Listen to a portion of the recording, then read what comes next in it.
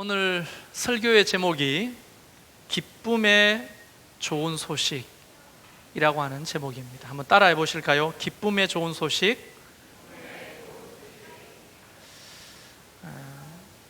들판에 밤을 지새고 있던 목자들에게 천사가 나타나서 한 얘기입니다.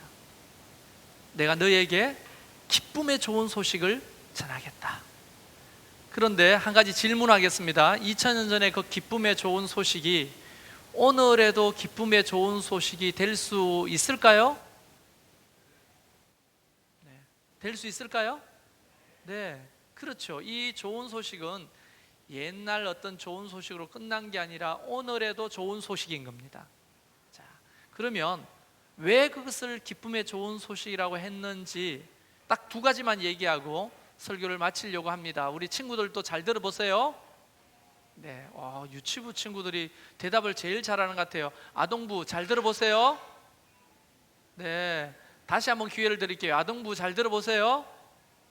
네, 중2도 아닌데 벌써 중2병이 왔나 봐요. 네. 자, 그때 당시에 왕이라고 하면 상상을 초월합니다. 상상을. 왜냐하면 그때 이스라엘은 로마의 식민지로 있었거든요. 그래서 로마의 왕은 왕으로 부르지 않았어요. 뭐라고 불렀냐면 황제다 이렇게 불렀어요. 그래서 옥타비아누스라고 하는 이 황제는 그의 신격화되어 있었습니다. 의리의리한 궁궐에 살았는데 그냥 우리가 생각하는 의리의리한 궁궐이 아니고 대리석으로 정말 예술품처럼 지어졌던 그런 궁궐에 살았죠. 그리고 손가락 하나로 사람을 죽이기도 하고 살리기도 하고 세상에 좋은 것들은 다 먹고 좋은 것들은 다 가진 그런 절대 권력의 왕이 누구냐? 옥타비아누스, 로마의 황제였어요. 그리고 또 그 유대 땅에 왕이 있었죠. 헤롯 왕입니다. 헤롯 왕. 이 헤롯 왕은요, 사실은 엄청나게 잔인한 사람이에요. 유대인의 왕이 태어났다는 소식을 전해 듣고 2살 미만의 아이들을 다 죽여버린 그런 끔찍한 잔인한 왕입니다. 그의 권력이 얼마나 대단했으면 벌벌벌 떨면서 아이를 죽였겠어요. 부하들이. 왕이시여, 그것은 안 됩니다 이렇게 말할 수 있어야 되는데 그 말조차도 할 수 없는 절대 권력의 사람, 헤롯 왕이었습니다. 그런데 헤롯 왕은요, 헤롯 왕으로 부르지 말라고 했어요. 뭐라고 부르라고 했냐면 대왕으로 부르라고 했어요. 헤롯 대왕. 왕 앞에 대자까지 붙였어요. 대왕. 그러니까 그때 당시에 왕은 엄청난 권력과 부귀 권세를 가진 일반 백성들하고는 거리가 너무 먼 왕이었어요.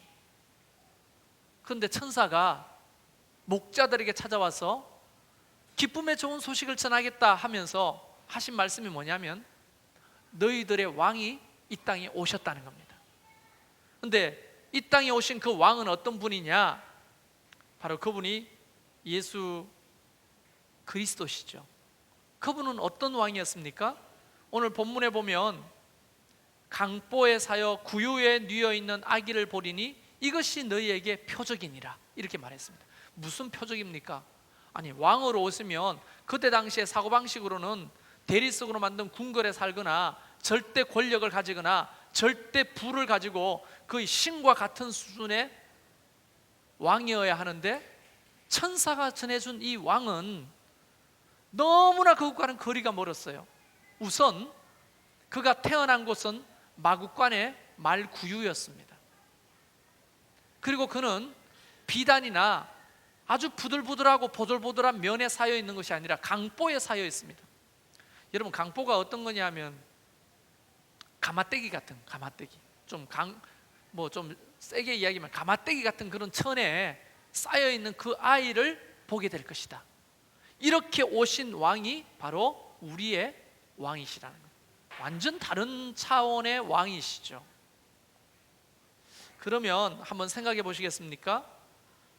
헤롯이나 옥타비아노스 같은 로마의 황제들은 누구의 왕이었냐 하면 부자들의 왕이었어요.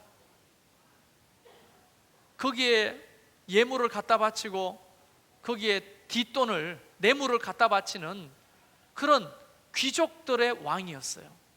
그러니까 백성들의 삶하고는 너무나 무관했습니다. 도리어 백성들은 어땠냐? 세금을 갈취당하고 착취당하면서 너무나 힘들고 어려운 삶을 살았던 거죠. 그런데 예수님은 누구의 왕이셨습니까? 가난한 자들의 왕이셨어요. 헐벗고 버림받은 자들의 왕이셨습니다. 그들과 함께하는 왕이었습니다.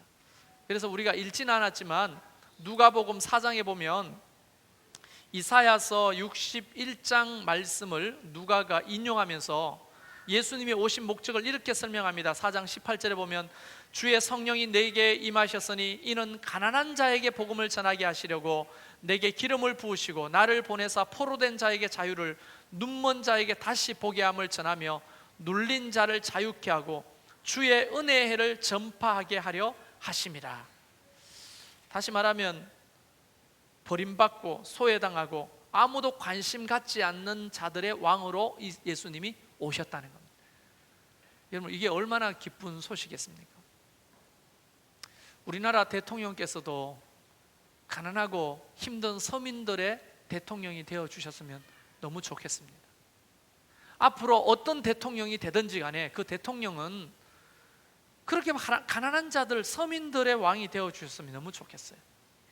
예수님은 이미 2000년 전에 바로 온 백성의 왕이 되셨다 하는 겁니다.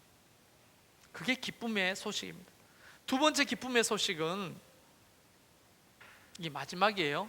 그럼 그분이 왜 오셨냐? 오신 이유가 좋은 집에 살려고, 절대 권력을 누리려고, 사람들에게 군림하려고 오신 것이 아니라 도리어 우리를 죄와 저주, 사망으로부터 우리를 구원하시기 위해서 오셨다 하시면서 오늘 본문에 보면 너희를 위하여 구주가 나셨으니 라고 소개하죠. 구주, 구원자가 오셨다는 거예요. 여러분, 구원자라고 하는 것은 물에 빠진 사람을 건지는 자다라고 하는 뜻이거든요. 어디에 빠져 있는 자? 죄에 빠져 있는 자, 저주에 빠져 있는 자, 죽을 수밖에 없는 사망에 빠져 있는 자를 건지러 오셨다. 이것이 얼마나 좋은 소식이냐 하는 겁니다. 자, 그러면 두 가지 이야기를 했습니다. 왕으로 오신 예수 그리스도는 그때 당시의 왕과는 수준과 종류가 완전히 달랐어요. 우리 모두의 왕으로 오셨습니다. 가난한 자들, 헐벗은 자들, 외로운 자들, 아프고 힘든 자들, 눌린 자들, 눈먼 자들, 그들의 왕으로 오셨다. 왕으로 오셔서 많으냐? 그들을 건지십니다. 죄에서 건지시고, 고통에서 건지시고, 또 가난에서 건지시고, 괴롭고 고통 가운데서 건지시고, 심판과 사망으로부터 우리를 건지시고, 이것이 좋은 소식이 아니면 무엇이겠냐는 겁니다. 이 좋은 소식이 2000년 전부터 지금까지 계속 유효하다는 사실을 여러분 기억하십시오. 자, 그러면 이 사실을 알고 있는 우리가 성탄절을 맞이할 때는 이 기쁨의 좋은 소식을 우리도 전하는 자가 되어야 하는 거죠. 어떻게 전해요? 우리만의 예수님, 우리만의 성탄절이 아니고 가난하고 힘들고 어려운 자들을 기억하고 그들을 위한 성탄절이 되도록 우리가 노력하는 것, 그것이 참된 성탄의 의미를 실천하는 성도가 되는 거예요. 두 번째는 여전히 죄와 사망 가운데, 저주 가운데 빠져 있는 자들에게 예수의 복음을 전하는 것, 그것이 곧 성탄의 의미를 바르게 아는 것이죠.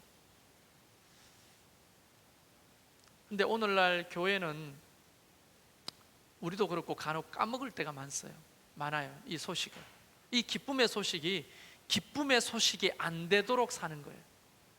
우리만의 축제, 우리만의 파티로 끝나버리고, 가난한 자들은 안중에도 없고, 힘들고 어려운 자들은 안중에도 없는 그런 크리스마스가 어제 밤부터 시작되었습니다. 길거리는 휘황찬란한 네온 사인과 음악, 술집과 여관과 호텔에는 수많은 손님들로 문전성시를 이루고, 백화점은 1년에 최고의 매출을 올리고, 너무나 화려하지 않아요?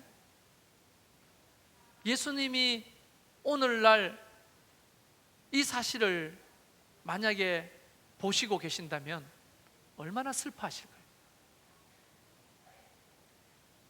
내가 본래 온 좋은 소식은 이런 것이 아닌데 왜 이렇게 됐을까? 얼마나 마음이 아프실까요? 우리 교회만이라도, 저와 여러분만이라도 이 기쁨의 좋은 소식이 어떤 의미인지를 알기를 바랍니다. 정말 알기를 바랍니다. 남은 평생이 얼마인지 몰라도, 여러분 몇 번 더 성탄절을 보낼지 몰라도, 적어도 성탄절만이라도 이 기쁨의 좋은 소식의 의미가 뭔지 바르게 아는 저와 여러분이 되기를 주의 이름으로 축원합니다. 네, 그래야 돼요. 산타가 주인공이 아니잖아요. 백화점이나 술집이나 또 내지는 식당이 오늘 주인공이 아니잖아요. 그렇다고 여러분 가족끼리 외식하고 자녀들에게 선물을 주고 또 함께 맛있는 음식을 먹지 말라는 게 아니에요. 이것 또한 잊지 말자는 겁니다. 아시겠죠? 이걸 잊지 않는 그런 성탄을 앞으로 평생 맞이하는 성탄절마다 기억하시고, 또 우리 교회가 앞으로 좀 더 성탄의 참된 의미를 실천하는 교회가 되기를 주의 이름으로 축원합니다. 네. 우리 이 시간 잠깐 기도하겠습니다.